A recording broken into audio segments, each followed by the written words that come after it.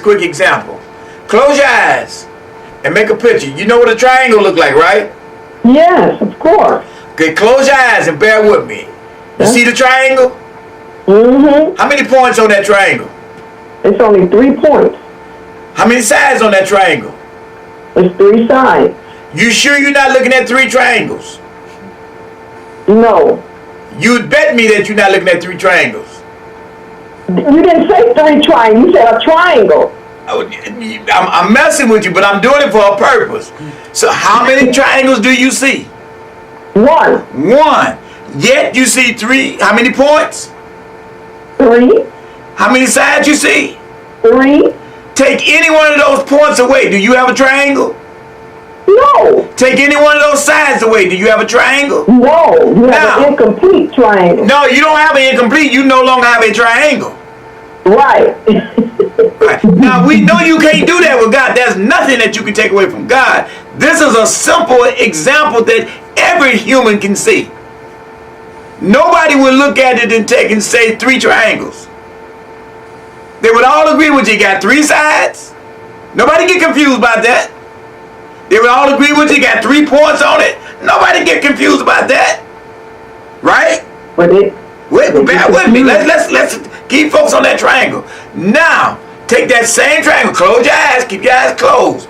On the top of that triangle, at that top point, put an F for Father. Mm-hmm. On the bottom, we'll say the bottom left point, put an S there where that point is for the Son. Mm-hmm.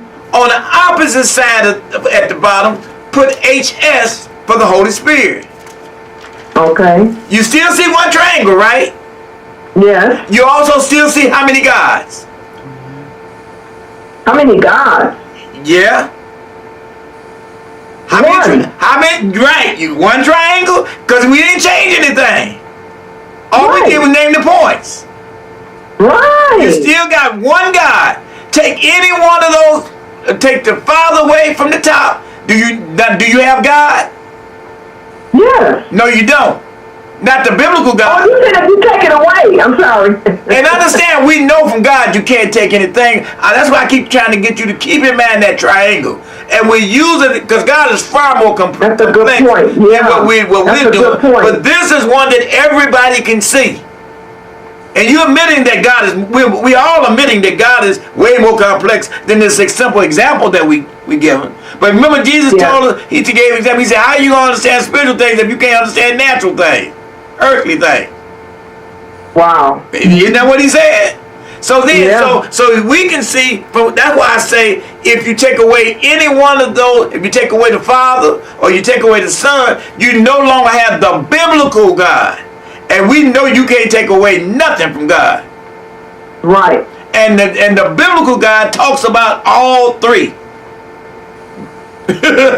Now you getting it? Now let's keep it in mind. Keep your eyes closed. Keep it up. And 2 more minutes to go. Bear with me. Keep your eyes closed. Now remember, you took and you put the Father at the top point. You put the Son at the bottom left point, and you put the Holy Spirit at the bottom right point. Now around that bottom left point where you got the S, that's the who? The Son. That's the Son. Draw in your mind, keep your eyes closed. Draw a great big circle just around that point. And we gonna call that circle flesh. Did the top point take on flesh? No. Did the right point take on flesh? No. Only one point took on flesh. But notice something here. Now you got a circle, but even around that point of that triangle what the Son is, did it take away from his deity? No. Because you drew a circle around. So now he shares 2 what? Because flesh is what? Flesh is a nature. But the Son also, now he was already sharing what? Because, matter of fact, let me back up. When I said the triangle, when we went to Father, Son, now we're calling that the nature of God. Do you remember Sister Pat talked about essence, substance, and nature? So So we're lacking the triangle to be, when we talk about it in our God example, that God, that's why I asked you earlier, on one side when you did it with the triangle, you call it triangle, on the other side we call it God. Well, for it to be God, it's got to be got the essence, substance, and nature. Is that clear? For the whole thing. You call it what now? Deity. Essence, substance, nature. You call it God. In other words, with the first example, you called it a triangle. When we took the F, the F at the top, the S to the, excuse me, S at the lower bottom, and the the HS at the bottom on the right, now we calling that God. It's still a triangle, but we're renaming that triangle God for our purpose, for our example. Okay. You got me? I don't want to lose you. Yeah, but when we say God, we're talking about the divinity, nature. All three of those points share the same thing. All three of those sides share the same thing in that triangle that we now call God, right? Right. All three of them share the same thing. So now, but when you drew that circle just around that lower left point, you drew a circle around that. Notice it's some deity in that circle, correct? Yes. But because Jesus is in that circle. On that point, he's the point, right? And that point is in that circle, but because you drew it around, if you really picture it like I'm giving it, you also see that he shares two natures, because he took on flesh, so he got a fleshly nature, and the circle is still around a portion of that triangle, right? Yeah. And so he didn't give up his nature. Right. That's why we say 100% nature. That 100% God and 100% flesh. Flesh. Right. Yeah. So that's how. Now that example shows you why we say he has two natures. He didn't give up nothing, even though you drew a circle around there. That portion down there at the bottom there is still in that circle. It's still there. Yeah, that point is still there. But the Father didn't take on flesh. The circle didn't go around the Father. The circle didn't go around the Holy Spirit. So he still shares the same nature as the Father and the Holy Spirit. Wow. Now I hope you see, you have to be careful with these examples, because remember, these is only for example. They're only for example's sake. They're only for example's sake, and remember, God is way more far complex than that. But I be telling people they can just chime in and just listen, and if they got questions, they can just ask questions. Right. And see, the 2 hour will allow us to go through it more, but right now we still stay until an hour to get a little cold. Then what I'll do, I'll ask everybody, are we ready to go back to our 2 hour? And if everybody say they're ready to go back to 2 hour, then we'll do the 2 hour. But right now, I understand everybody got, like you said, you just got off work. Yeah. You know, we try to be considerate of people time. Ooh. Right.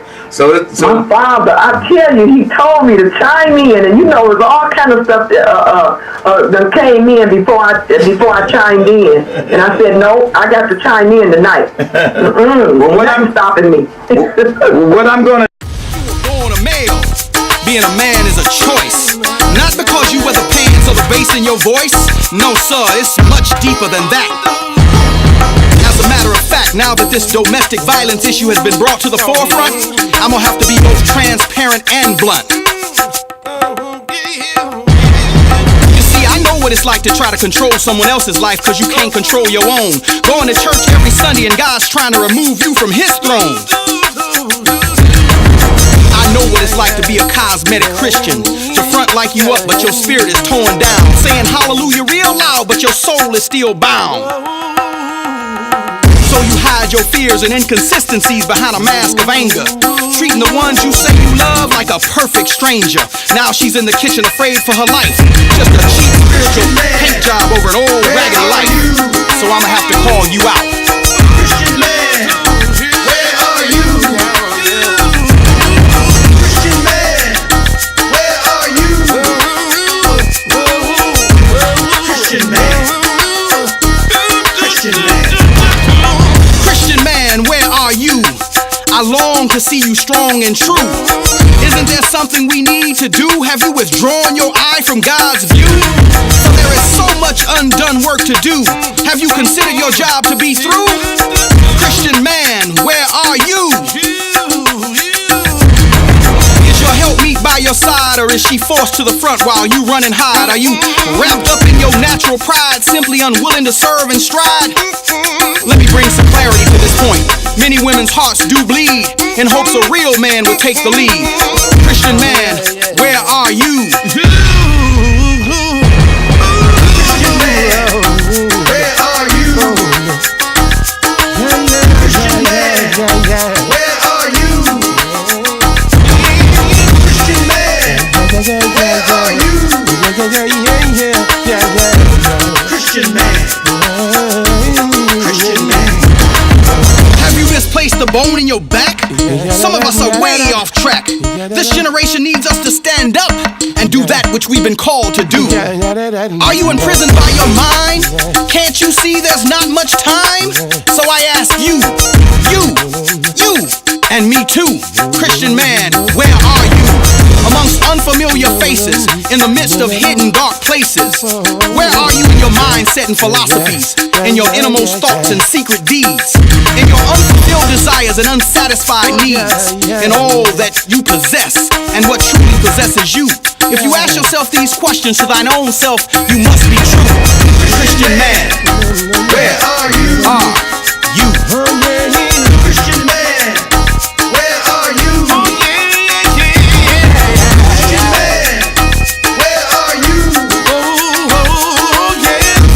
Christian man, Christian man, Christian man, where are you? Christian man, where are you? Christian man, where are you? Christian man.